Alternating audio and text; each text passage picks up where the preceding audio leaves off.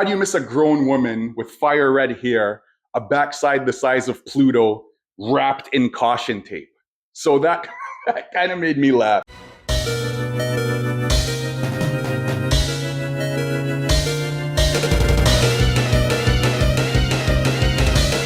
Yo, thanks for tuning back in. Calvin here, Smackdown in the books, so you know we got another one. I know this is a little bit late, but this week has been kicking my arse. Let's get into it, man. Bloodline enter the ring. Solo Sikoa, Jacob Fatu, and the newest member, Cobb. Solo Sikoa basically says he's going to enter Money in the Bank because Roman Reigns let them down when he lost the championship. He's going to win Money in the Bank, cash that in, bring the WWE Championship back to the Bloodline. Jacob Fatu takes the mic away from him as Solo Sikoa was going to hit one of his lines, and he basically says, bro, like, you could tell Jacob Fatu was tired of this. He says, bro, I told you guys, with or without you, I was going to win this United States Championship by myself. Solo Sikoa basically referenced earlier that Cobb, this new member, was the reason Jacob Fatu retained, and Fatu was having none of that. He said, bro, I told you I was going to do this with or without you. So Solo Sikoa basically says, you know what? Fine, whatever. But there was this thing you used to say in reference to I love you, Solo. But Solo says, yo, you remember the thing you used to say all the time? I do what I do because I love you, Jacob, and now I need to hear you say it back. Jacob looks like it took every tooth out of his body to say this. But he goes, I love you, Solo.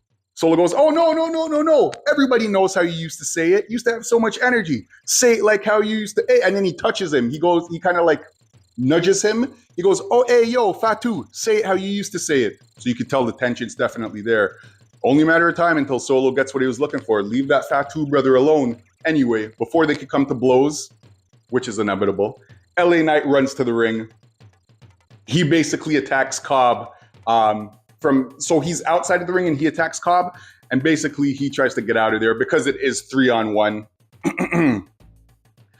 Cobb bounces, so they get the hell out of there. Backstage, we get a segment with Michin, and she says she's going to win the Money in the Bank. You have Chelsea Green enter. She says she's going to win the Money in the Bank. And then you have Alexa Bliss kind of walks between the both of them. She says, oh, see you out there. So we do get a triple threat later on. Michin versus Chelsea Green versus Alexa Bliss. And I wonder how this one's going to go. I wonder who's going to eat the pin. But let's see. Hindsight is 2020. So we get the Bliss qualifying match, or the triple threat match, I should say. And it essentially starts as a handicap match with Michin and Alexa Bliss taking out Chelsea Green. It is what it is. Chelsea Green is the heel here, so it's to be expected. Bliss pins Chelsea Green after hitting Twisted Bliss. And here we go again with this. I feel like I'm on a rant every week trying to defend Chelsea Green, but what the hell did she do? How do you go from one of the hottest superstars to now you've lost, 7 weeks in a row? Is there a reason Michin really couldn't have eaten this pin? Like, really? Did we really have to pin Chelsea Green again? The only way I'll be happy with this, well, not happy with it, but the only justification I can see is if we're trying to get some sympathetic babyface turn. We'll see, man. I'm going to let them cook, like people say. So after this, we got Fraxium versus DIY. And as to be expected, we get a fun little tag team match with Fraxium. There was a point where DIY was outside of the ring and Fraxium just hitting dive after dive after dive. Super fast pace. You blink and you miss it. Axiom ends up pinning Gargano off of a reversal. And after this match, Fraxium gets jumped by DIY, who runs in to save them. Motor City Machine Guns. I have MMG written here. Motor City Machine Gun runs in for the save. And so, eventually we're going to get some type of, I want to see maybe a fatal four-way tag title match. That would be fire. You have all four guys, including the Profits, all four teams, including the Profits. That would be a fun tag team match. So we get Rey Fenix talking to Andrade backstage, and he basically says, you know what? Yeah, I lost at WrestleMania, but I still got the fire inside me. The Bloodline basically interrupt them. They ask for where LA Knight is, as if they would friggin' know. That confused me a little bit. And then we see Nia Jax getting ready for her match with not Naomi. Here we go. Nia Jax getting ready for her championship match, with Tiffany Stratton. But Naomi was standing in the background. That was a cool little visual. That's what I like to see. I like the little lurking, blink if you miss it type of moments. That was pretty fire. We get the Profits, and they confirm to Fraxium that they have a tag team title match, not at the next 2 pay-per-views coming up, but on next week's Smackdown. And I don't know how I feel about that. It's nice that we're getting a title match next week. But again, we do the thing where you're live and people have paid money and they're like, hey, we know you'd love to see a tag team match, but it's happening next week in a city you're not going to be in. Also, why are they not defending it on the pay-per-views coming up or the premium live events? I just feel like the tag team titles are kind of getting shafted a bit. You had that amazing, I want to say, fatal 4-way match right before WrestleMania. It was a 2-night card. Don't tell me that couldn't have been put on any night of WrestleMania. Next, we get R-Truth with a sit-down interview with Wade Barrett, and he's basically singing John Cena's praises. He says Wade doesn't know Cena like he knows Cena. He says that he doesn't want to fight John, but if he has to knock some sense into him, then that's a bullet he's willing to swallow, or however that saying goes. But R-Truth is basically saying, you know what? That's not the Cena that I know. The Cena I know would tell you never give up, hustle, loyalty, respect. You know, so if R-Truth has to be the dude to knock some sense and bring back the old Cena, so be it. Cena versus R-Truth confirmed for Saturday night's main event. After this, we get Aleister Black versus Carmelo Hayes in a rematch, and I was kind of confused as to why we were having this rematch. There's so many people on the roster, and nobody was asking for this. As I was watching the match to review it, I'm like, I swear I've just seen this. I was confused. I was almost thinking I was watching last week's Smackdown, but no, it was just a rematch. Just a rematch. Black goes for Black Mass. Miz jumps in. He causes the DQ. And basically, the Miz gets hit with another Black Mass. It's like the 3rd week in a row. Carmelo Hayes hits his finisher on Aleister Black, and he lays him out. Now, what was kind of weird, and what I noticed on commentary, Joe Pesciatore, I believe his name is, he basically said there's no winner in this match. And I was like, The Miz clearly beat up Aleister Black. How did Aleister Black not win by DQ? It is what it is. Next up, we see Charlotte and Alexa Bliss. They're talking. Alexa was basically reminding Charlotte of the last time they spoke, which I believe was either last week or 2 weeks ago. And she was like, yeah, so when I entered the WWE, she was essentially saying that they should be friends. Because when Alexa Bliss entered the WWE, nobody gave her the time of day except Charlotte.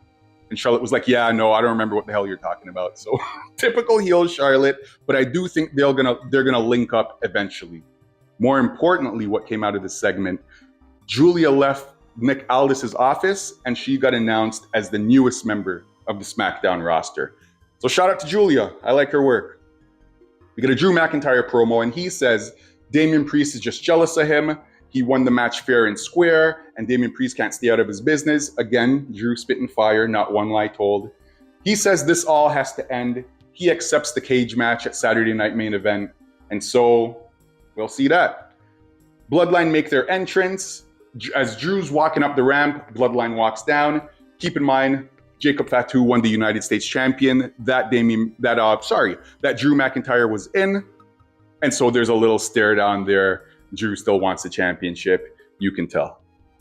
Next, we get Solo versus Jimmy versus Phoenix. Jimmy Uso, of course. I don't know why I was thinking Jimi Hendrix.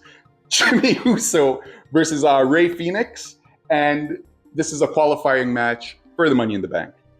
Before the match, Jimmy Uso said he's going to take his ass to Money in the Bank. He's going to snatch that, cash that, win that. They're going to ask, who's that? That made me laugh. I was like, this guy's a complete jackass. Rey Fenix had Solo pinned at one point in this match, and the ref was just chilling.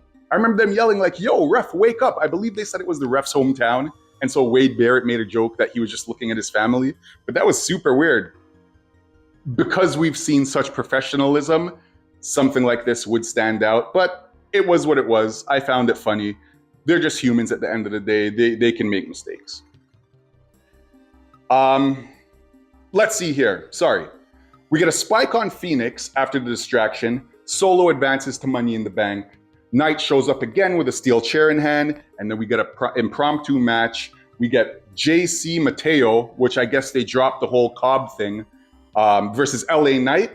So JC hits a standing moonsault, and I'm not gonna lie, I didn't see that coming at all. The dude is built like a bowling ball. He reminds me of Rhino. If you guys remember Rhino from back in the day, super impressed with that. JC hits a scoop power slam to win, and I actually saw some people saying that LA Knight is now a jobber and he's getting buried.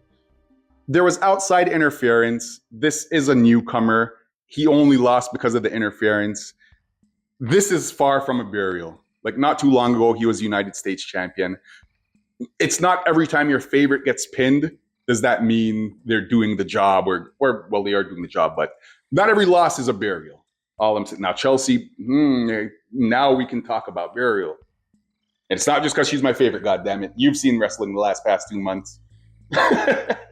Next, we have a Shinsuke Nakamura video package, and I'm not going to lie to you, I didn't give a damn about what this man was saying. Shinsuke Nakamura arguably is one of the biggest fumbles in the WWE. He'll cut a promo, he'll come back, he'll basically do nothing. He'll cut a promo, he'll come back, he'll be in the WWE Championship program, he'll lose. I don't know what it is. Damaged goods at this point, man. And it's so sad because Shinsuke, like, I have a Shinsuke Nakamura t-shirt. I have a Shinsuke Nakamura beanie. Do you know how much it hurts to call this man damaged goods? His contract was expiring, and I'm surprised he renewed it.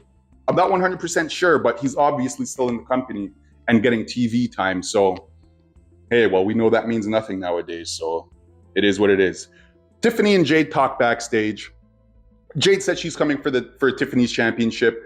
Tiffany says she won't be good enough to cash in on her. And again, we see Naomi lurking in the background. And this time I kind of laughed because Naomi isn't exactly dressed like Batman. Like, how do you miss a grown woman with fire red hair, a backside the size of Pluto, wrapped in caution tape? So that kind of made me laugh. Then we get Nia Jax versus Tiffany Stratton. So after they go back and forth for about 10 minutes, Naomi heads to the ring with a chair. Jade heads out almost immediately. Nia kicks out of the prettiest moonsault ever, which I believe they said was the first time ever. She said announcer said nobody's kicked out of that on NXT, Raw, Smackdown. That move has won her championship. So I believe this is the first time that somebody has ever kicked out of that. Nia hits a Samoan drop on the announce table. She brings Tiffany in, hits the Annihilator. I thought that was it. Tiffany Stratton grabbed the ropes. Now, Nia grabs the chair that Naomi brought to the ring, and she gets it immediately kicked into her face, and you could tell instantly she was bleeding. She was wearing the good old crimson mask, as Jim Ross would say. Tiffany brings her into position, hits the prettiest moonsault ever. 1, 2, 3, and still Tiffany Stratton, your WWE Women's Champion. Now, I will say about the ending of this match, I saw some people, when they saw Nia got injured, they were like, oh, good for her. She deserved it. I'm glad to see it. And that makes me a little bit ashamed to be a wrestling fan. This is somebody who suffered a legit injury. She got busted open clean. Have a bit of sympathy, man. Like, it's not that serious. I know Nia Jax is known for injuring people in the past. I would like to think none of them was on purpose. They were all incidents. It happens. As they say, it's not ballet. And I guarantee your favorite wrestler has injured people as well. Stone Cold Steve Austin has injured people. Seth Rollins has injured people. Shawn Michaels, The Undertaker, The Rock, and the list goes on. So just easy on Nia a bit, man. Not that I'm a massive Nia fan, but, you know, she's a wrestler. She's doing her best, and she's not horrible. She's actually improved quite a bit. So rant done, SmackDown review done. I will see you guys back for the Monday Night Raw review. Hopefully I can get that up on Tuesday. I'm going to try my best to do that. Sorry for the late review. And hopefully you guys enjoy your long weekend if you celebrate. Peace.